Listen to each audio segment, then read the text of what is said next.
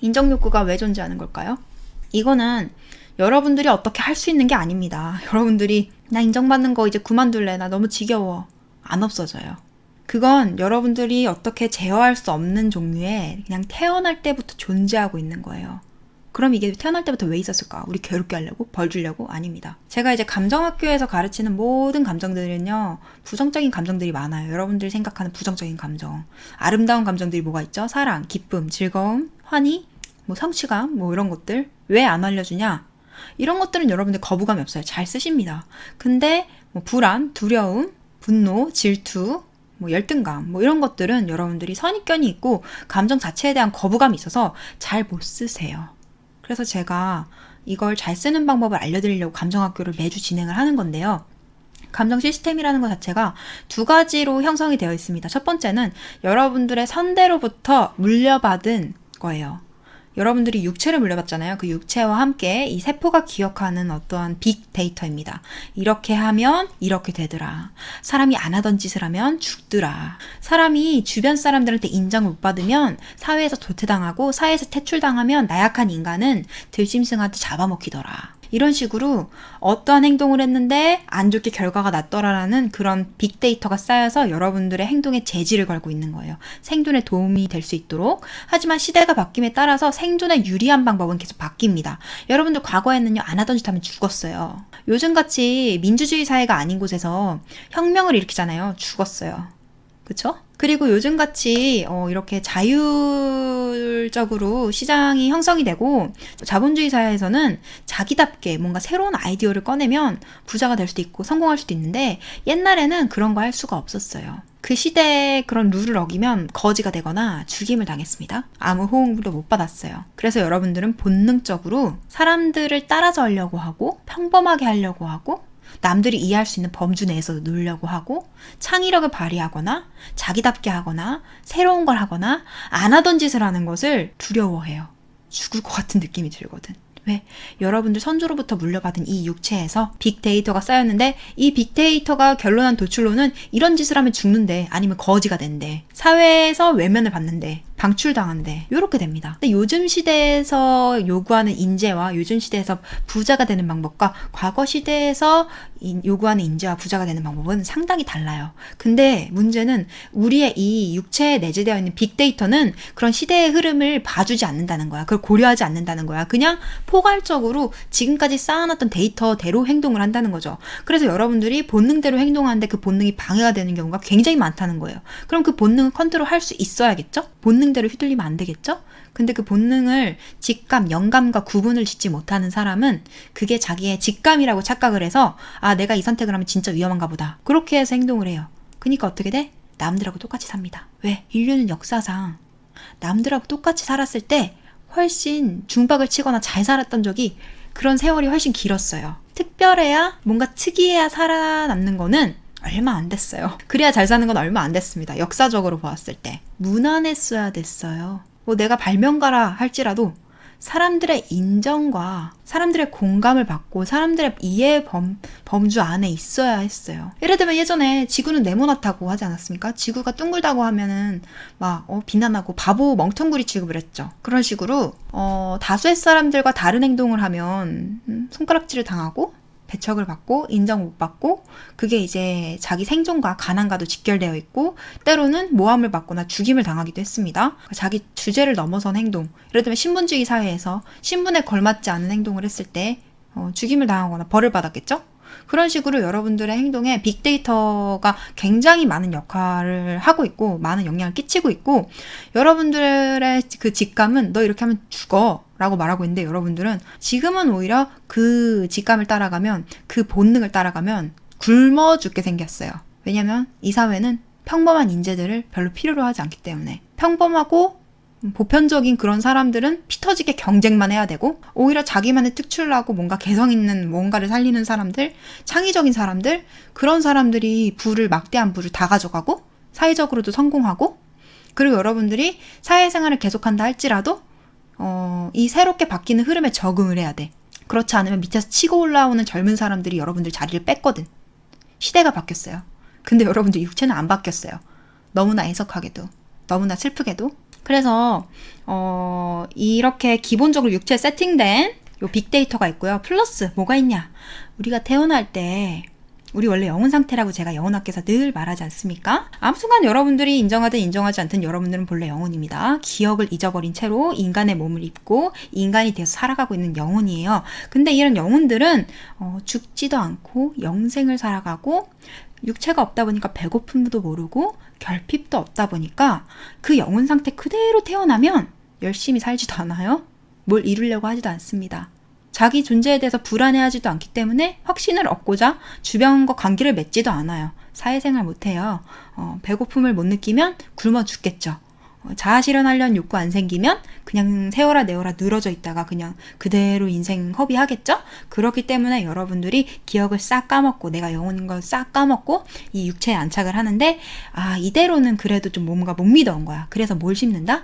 욕구를 심는다. 내 인생이 내가 원하는 방향으로 흘러가게 하기 위해서 욕구를 심습니다. 자, 어떤 욕구를 심을까? 아주 많아요.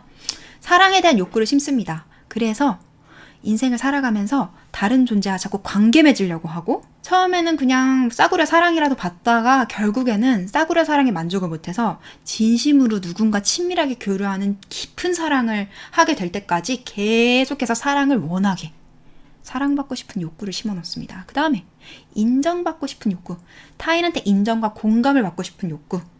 그러면 이 욕구는 우리의 삶에 어떤 위로움을 줄까? 자, 일단 인정을 받으려면요, 나 혼자서는 안 돼. 사회에 적응을 하겠죠. 사회성이 생깁니다.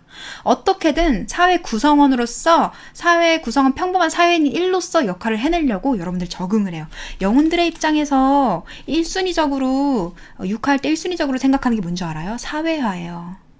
내가 이 인간의 육체를 입고 인간으로 일하는 수로 인지를 하면서 이 세상을 살아갈 때 1차적인 첫 번째 목표는 사회화예요. 성공을 하고 막 대단한 삶을 사는 게 아니라 평범한 지구인 1이 되는 게 영혼들의 1차적인 목표입니다.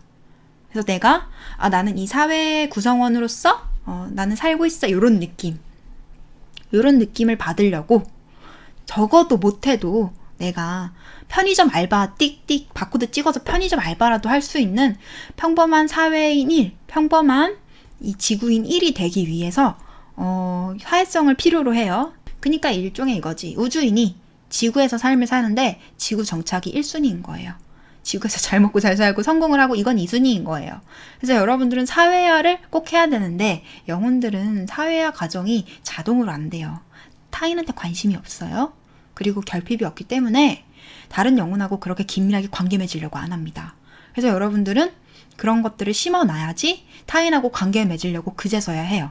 또 사회 구성원으로서 뭔가 노력을 하고 여러 가지 경험을 쌓다 보면 여러분들은 성장하게 되고 추억도 쌓게 되고 관계를 맺으면서 타인을 통해서 뭔가를 배우기도 하고 새로운 나를 알아가기도 하고 그리고 어떤 새로운 행위에 대해서 피드백을 받으면서 자연스럽게 자아실현을 하기도 하고 새로운 재능을 개발하기도 하고 이런 사회에 적응을 하고 사회 구성원이 됐을 때 여러분들이 누릴 수 있는 게 정말 많기 때문에 일단 사회에 적응하는 걸 1차적인 목표로 하기 때문에 사회성이 굉장히 중요하고 인정욕구의 첫 번째는 사회성을 기르는데 굉장히 도움이 됩니다.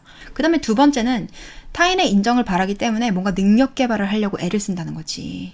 여러분들의 영혼이 이 삶에 태어나서 바라는 건요, 어떠한 새로운 정수를 쌓게 되는 거예요. 예술가로서의 나, 가수로서의 나, 뭔가 건축가로서의 나, 어떤 종류의 전문가로서의 나, 어떤 종류의 그런 업적을 가진다. 그러니까 한마디로 말하면 새로운 능력과 취향과 정체성을 가진 나를 개발하고 싶어서 이 삶에 싹 리셋을 해서 백지 상태로 태어나는 거기 때문에 필연적으로 능력을 쌓고 필연적으로 자기의 취향을 쌓고 자기다움을 만들어가는 이 정체성을 쌓는 과정을 거쳐야 되는데 이걸 그냥 혼자서는 안 해요. 그러니까 어떻게? 타인의 인정을 받으려고 하면 인정은 능력을 쌓아서 능력을 인정받아야지 자기가 어떤 쓸모있는 사람이 되어야지 그 역할을 하면서 난 괜찮은 사람이고 능력 있는 사람이구나 라는 느낌이 들겠죠. 우리는 능력을 쌓을 수밖에 없어. 영혼들이 노리는 게 바로 그겁니다. 인정받으려는 그런 욕구 하나로 능력도 개발해, 주변 눈치도 살펴, 사회에 잘 적응하려고 해. 또 사랑받으려는 욕구 때문에 사람들하고 계속 상처받았는데도 계속 관계를 맺어. 상처받으면서 관계 맺다가 조금 더 성숙한 방식을 배워.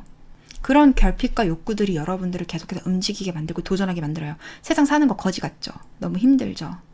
짜증나죠? 근데 살게 되죠. 자기가 왜 이렇게 견디면서 사는지 모르겠죠? 여러분들 생존 욕구 때문에. 살고 싶어. 잘 살고 싶어. 사랑도 받고 싶어. 인정도 받고 싶고 자아실현도 하고 싶어.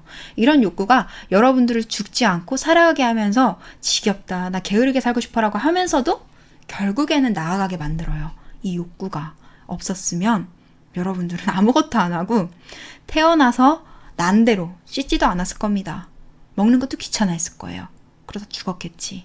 근데 여러분들한테 수많은 욕구가 있으니까 인간이 100년도 안 되는 짧은 세월 동안 자기 능력도 쌓고 사회 구성원으로서 멋진 역할도 하고 다양한 사람과 관계도 맺고 관계를 맺다 보니까 필연적으로 그 안에서 사랑하는 사람도 만나고 그리고 자기가 외로움을 채우고 싶다 보니까 또 결혼도 해서 아기도 낳고 그러면서 이제 번식도 하고 다양한 추억도 쌓고 그리고 자기 삶의 다양한 욕구들을 채우기 위해서 여러 여가 활동도 하고 놀이 활동도 하고 여러분들이 아주 짧은 세월 동안 굉장히 풍성한 체험을 하게 되는 게 바로 이 욕구 때문이라는 거죠. 그래서 욕구라는 거는 결국에 여러분들의 삶이 조금 더 풍족하게 진행이 되고 활용이 되기 위해서 존재를 하는 거예요. 근데 여러분들 이거 어떻게 썼다? 다른 사람한테 나 어떻게 사는지 좀 결정해주세요. 나 잘 살았어요? 허락해주세요. 확인해주세요. 내 괜찮은 사람인지 평가해주세요. 제가 지금까지 말한 영혼들의 니즈랑 부합합니까? 좀 이상하지 않아요? 영혼들이 과연 남들한테 검사받는 삶을 살려고 욕구를 심어놨을까? 여러분? 이상하지 않아요? 그쵸?